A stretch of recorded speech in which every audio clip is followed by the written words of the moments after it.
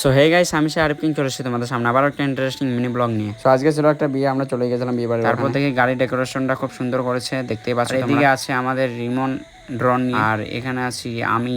তো চলো গাইস, এবার আমরা যাবো ক্যামেরা নিয়ে ভরতপুর বরযাত্রী। তো ফাইনালি রোডে যেতে যেতে ভাইরা বলছে আমাকে একটু নাও তোমার ব্লগে। তো চলো গাইস, ভাইদেরকেও নিয়ে নিলাম। তো তারপর চলে এসে আমরা লজে, দেখতেই পাচ্ছ ভাইদেরকে বসে দিয়েছে খেতে। এদিকে সবাই ভালো ভালো খাবার নিয়ে বসে পড়েছে খেতে, আর আমরা কখন খাবো জানি না গাইস। তো গাইস এদিকে আছে শরীফুল, একটু পোস্ট দিয়ে দিল আর কি। তো এদিকে আমার অবস্থা দেখো গাইস, কি করেছে এরা সব স্প্রে।